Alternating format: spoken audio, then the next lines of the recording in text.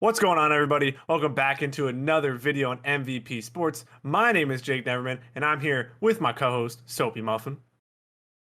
Hey, And hit that subscribe button down below if you are enjoying these NBA draft grades. There'll be plenty more content throughout the entire off season.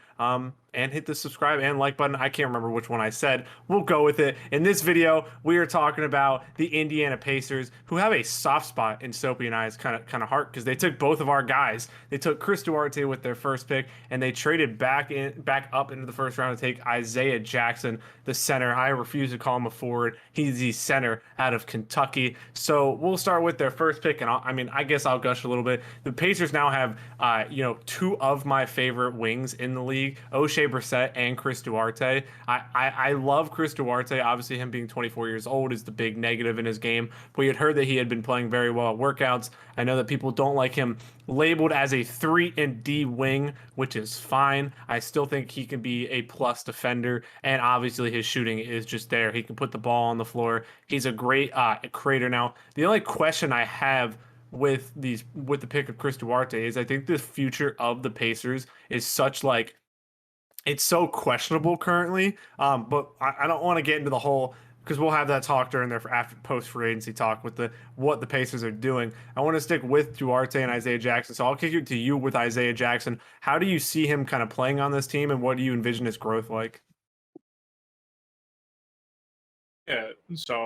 Obviously during the whole draft process, I have been incredibly high on Isaiah Jackson. I had him going as high as 11. But in this situation, I think it's a thing of where he's kind of more of like a surefire thing. Yeah. I'm not like he's going to be like an instant stud right off the bat. Like obviously he still has to grow. His offensive game is his weak link. Once again, at the same time, he's literally just like hey, just throw the ball. He'll catch the damn thing every time. And his offense or his defense is the part that's really intriguing with him, of the fact of like he already steps into the league as he'll be stepping in as like a really good shot blocker, really good weak side defender, like, and also the fact he has shown potential to be able to guard some of the quicker guards, not like the quickest. Like if you see him get switched on to Fox, there's going to be a problem there. But like if he gets switched on to like a Kyle Lowry, like he won't get left in the dust. Yeah.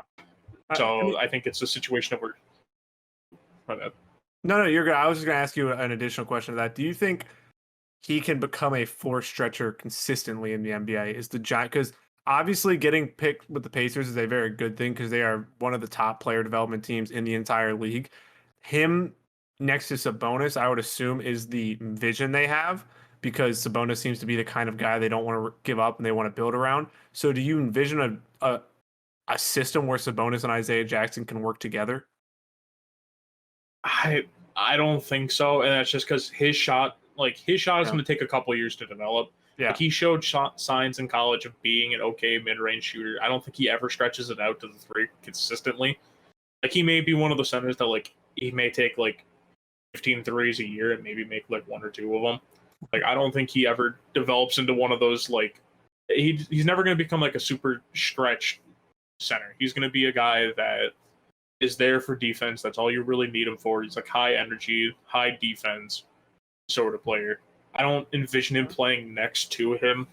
Sorry, once again, that stupid fucking fruit flies back from the last video. Keeps coming back.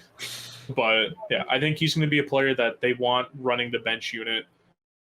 I don't. Maybe they try to figure out a way that him and Goga can play. Once again, like I don't view Jackson as a forward. I view him as a five. I know some people feel like he's a little small for five, but even then, he's 6'11". He's like 1 inch fucking shorter than what the average center is. Yeah.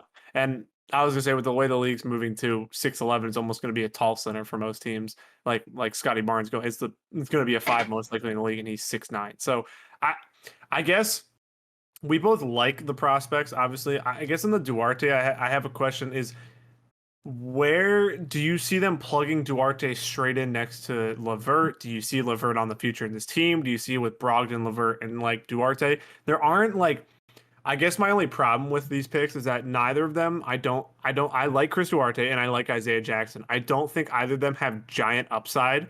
Like they just have very steady, solid upside. I don't and the Pacers need kind of the guy on that team. I know Sabonis is great. I like Brogdon a lot. I'm on the fence about Karis LeVert, but they don't really have that guy that I think that can lead them. Obviously, I think this Pacers team is still a playoff contender this year, depending on, I assume Miles Turner will be shipped off, and that's why they took Isaiah Jackson. My only question is, do you see these two guys like, do you think, I guess the way I want to phrase it is Isaiah Jackson, we know, is a longer project. Duarte now is a now step in now guy. But do you see either of these guys having wild upside like that could help, maybe be a top three player on the Pacers if they ever are going to contend with the current core? See, I think Duarte is the one who competes for that.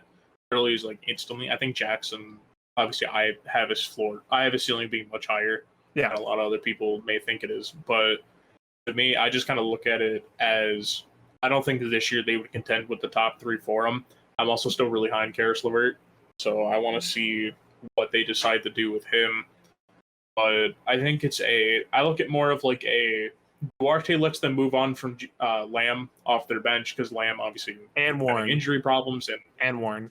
uh, yeah, to where basically he allows them to be able to move on from them, and Jackson allows them to basically, if they want to give up on Goga, I don't think they will, but like if they want to, they can move on from him to where Jackson could basically shore up the backup five or even be slotted into the starting five if they move Turner. But once again, I don't think they'd do that right away. I think at that point you would just sign another center. Yeah. I think Turner's gone. I think we kind of know that with this team. I guess Duarte, like you said, does allow you to move on from some wings. I guess I just kind of question the whole vision. And again, we'll get into this more in depth whenever the free agency's over. But let's get into their draft grade. Soapy, I went first last video. You go first. What are you giving the Indiana Pacers? Um, I'll give them a B plus. I think these are pretty good moves. I don't think they really got like the guy like we had brought up, of where like I think personally, if you were trying to compete, like they're still trying to, I would have personally tried to move. Obviously they traded back in to get Jackson, Yeah. but moving your pick to be able to potentially get someone who helps your team even more than Duarte could in day one was something that I thought they should have done. But I mean, with these picks, I still think it's B plus. Both these guys can help you right away. I don't think they make you a contender. They definitely help your roster though. Yeah. I see. I have very kind of mixed feelings with their draft. I do like, I love Chris Duarte. Obviously, he's a step in and play player, but I kind of wanted Duarte, and I know there was a lot of talk of them trading out of 13. I would have loved Duarte to go one pick later to the Warriors to go on a contending team right away because I think he helps that team a lot. I think his impact is going to kind of go under the radar in Indiana and how much he's probably going to help the team. The Isaiah Jackson pick. You're high on Isaiah Jackson. I'm not. That's the only difference really between the two of us on this team. So I'm probably gonna go with a C plus just because a lot of question marks with their team, a lot of question mark with the vision. They take a guy who's 24 with role player upside, and then Isaiah Jackson, who I just have no read at all on his upside. So I'll go C plus. Well, that'll wrap up the video for the Indiana Pacers. Down below in the description, if you want to become a member of our Discord server, if you don't agree with our takes, you can go fire away at us down below. Our Patreon and channel memberships are also down below. If you want to get videos, draft content, everything that we're releasing, a lot of our content will be Patreon first from now on. A week early access on Patreon, then they get it on YouTube. So check all that down below in the description. Like the video, hit the subscribe button, and we will see you in the next one. Bye.